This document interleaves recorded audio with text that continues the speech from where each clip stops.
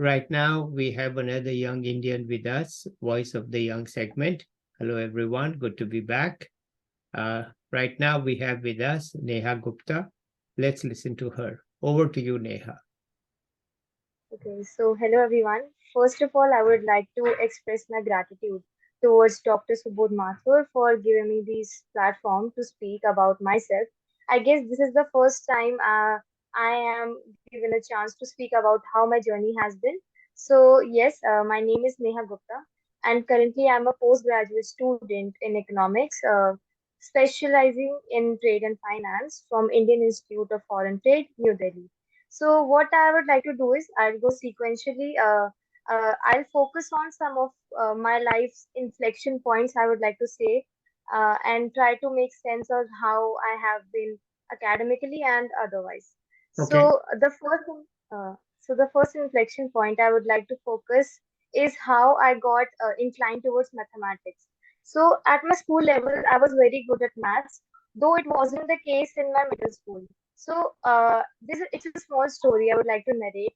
So we all have to memorize tables when we are small, right? So what happened was my classmates were memorizing tables, and I was so confused. Like, why are you memorizing them? Do you know what a table is? So they said, no, we don't know, but we have to memorize it, right? So I failed to get the logic of memorizing or memorizing maths in general. So that was something that really troubled me for quite some time. So I tried to find the logic behind maths, get to the deep and why maths is the way it is. And I think this was something that really helped me in excelling in mathematics, and you're trying to find the applications of maths in general. So yeah, it has been a great journey. Maths has helped me a lot. I think if I would have given a chance to do maths my whole life, maybe I'll do it happily. So this was the first. Uh, was it a problem for thing. you? Because most people hate mathematics, or if they don't hate it, they don't do well at it. So, was it an issue for you with your friends? Oh, here comes the math genius. No, I think it was an issue for me from the start. Like in the beginning, I couldn't learn tables, so I couldn't solve equations and everything. But there was some determination in me to find out the logic behind maths. So when I found the logic, I found it interesting, and things go hand in hand. And here I was, doing maths my whole day without being exhausted or everything. So I think Wonderful. if you enjoy it, you can do it, and you just have to make some time and efforts in that. Yeah, So that's a this is big if. something. That's a big if you said up there. But obviously, you that if came true for you. Right? Yeah. So, okay, good. Right. You're good at maths. All right. So, wonderful. Congratulations. Let's move forward. Okay. So after that, I was quite fixated. Like I would do maths my whole life and everything. Then what happened was I had some conversations with my seniors and everybody. They told me about the scope of economics as a subject. So I wanted to do something that, brings a change or brings some impact in anything, like in general life or in country, for my country. So what happened was I studied economics in my 11th and 12th, though I was a science student. So I was, doing PCM, physics, chemistry, maths. So this was my sector. Then I got 10 days to do economics, to study economics, and I enjoyed it thoroughly. It had some components of maths that helped me, to have some logical explanation of things, how things happen. So in a fraction of second, I guess I decided that I would do economics as my bachelor's course. And so I did my bachelor's in economics at Sri Venkateswara College, Delhi University. So this was the second inflection point I would like to mention. That I just changed my trajectory from maths to economics, and though it took me some time, but yeah, this is the second thing. Okay. And after now, let's come to my bachelor's journey. So in my bachelor's, when I started my bachelor's, I was quite felt like an outsider because everybody knew everything about economics. What is the current state, how economy works, what are the RBI, what is RBI saying, everything. I felt like quite out of place because I just knew maths, I just knew concepts. So it took me some time to adjust, but yeah, I think I adjusted well with my uh, you can say my efforts in economics. I found it very interesting. Like, how do you apply micro? So the first, there was a statement made by my teacher on the first day of class that really felt something. So she said, "Is economics is nothing but the science of decision making." So this was something that really intrigued me. I guess this is the line that had kept me up for quite some time. Like, how can you make decisions in life is something that economics tells you. So this was something really like struck me. And as I went on with my bachelor's, so some areas of interest that I developed was first was mathematical economics, like it was given, and second was econometrics. I find econometrics to be a great tool to actually, derive empirical evidences. So without econometrics, you can't just go around saying things. Econometrics gives you the proofs of things. Yeah. And yes, and also I came around climate change issues. Like I was a young, I'm also young right now, but yeah, I was quite new to climate change. I got into like how can economics supplement climate change and drive some solutions. So in my bachelor's, I did two projects which were related to climate change. I found it to be very interesting. Like how can you use economics tools and economics concepts to aid climate change to you know drive some solutions. Like how can you impact as an individual, as a household to climate change. So yes, this was something that really struck me, and I felt like the need to go further and investigate or research more on these topics. So this was something that I guess defined my bachelor's life. Though COVID struck, but yeah, I tried to make sense Okay, but in my bachelor. after COVID, you did go back to physical classes, right? Yeah, yeah. So I how guess was? it was 9 months that we had in the last year. So last year is usually very hectic, but we enjoyed it thoroughly. So in the last year, we got back to our professors, we interacted with them. It was a great feeling to be back physical, and it made us realize the importance of having, a conversation face to face. Online, you cannot just supplement, or you can see you cannot just substitute online teaching with offline teaching. Offline teaching is the best. So Yeah, I agree with you on that. That's being with others, being with the teacher, that really still means something. Yes, if you can't do that, then online is okay, but it's a substitute. mm, All right. Anyway, so did you do internships and such things in college, or somebody called it the hustle culture? Were you part of the hustle culture? I had not heard of this term, but okay. did you find it in your college, or were you part of it? Tell us about it. Okay. So basically, I think I was not part of the hostel culture, but I guess I should have been part. But I did one internship. It was a research internship where I drafted a paper. We had a group of, I guess, 5 to 6 students. We worked together with the professors, and we drafted a full research paper, which was also inclined to climate change. So it basically talks about finding the household carbon footprints of household carbon footprints. So, and also the socio-economic factors behind it. So, this was the internship I did. But yeah, in my master's course, I felt the need to be more open to internships. So, I did two internships in my master right till now.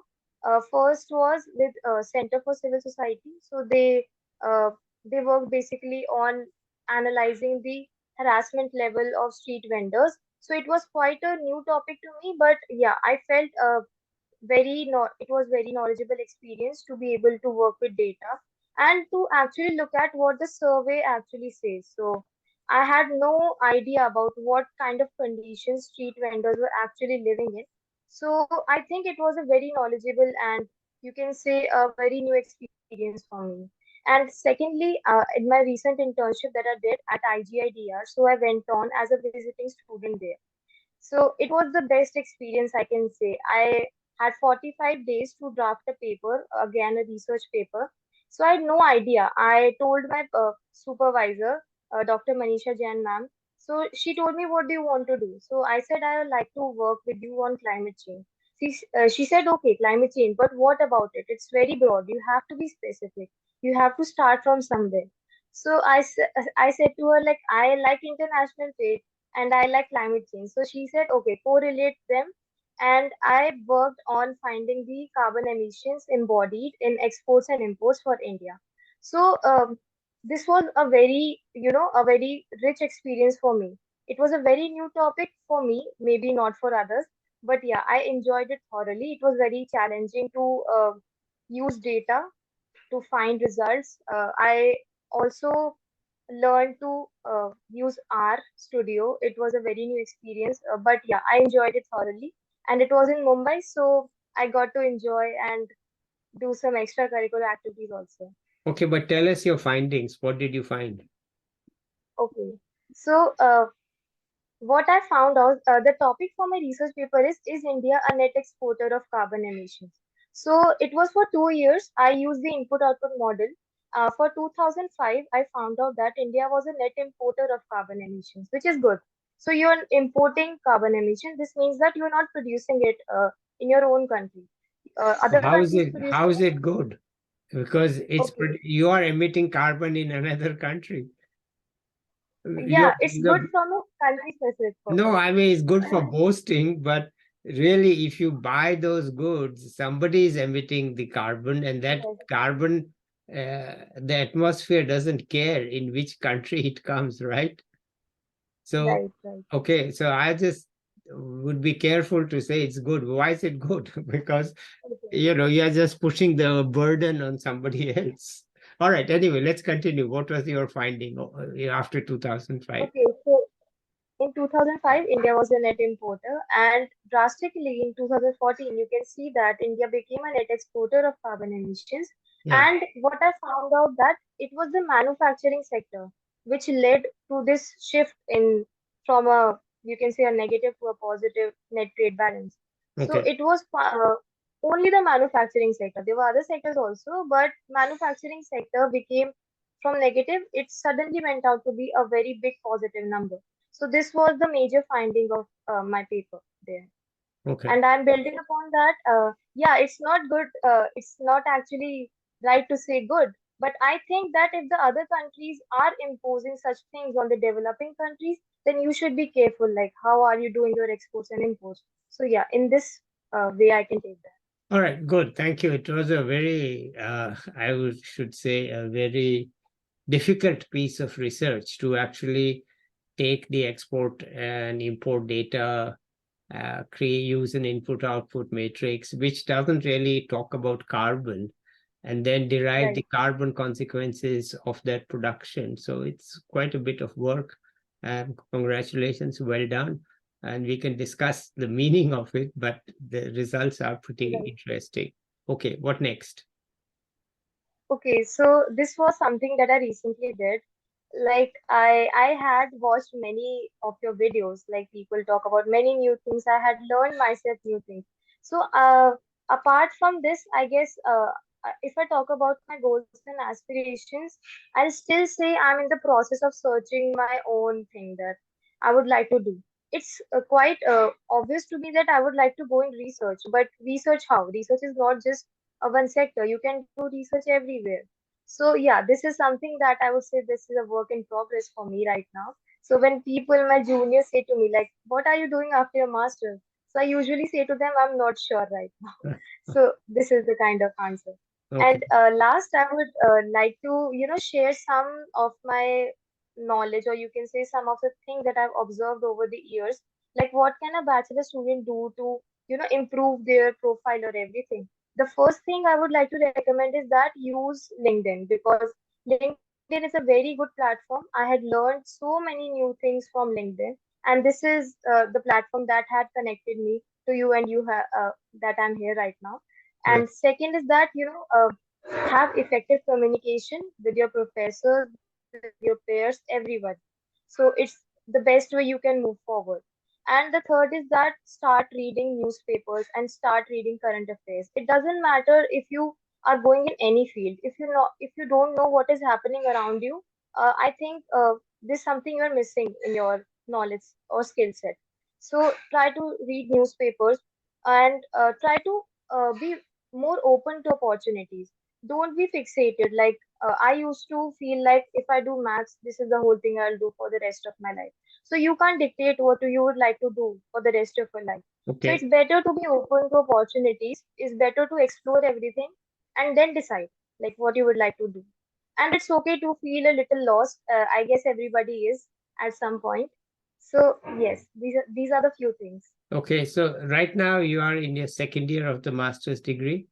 Yeah, Yes, okay. All right. So there will be, I guess, placements and all coming up soon. So are you going to be yeah, part of placements are going are, on. are you going already? Yeah, yeah. So are you part of it or you decided to abstain?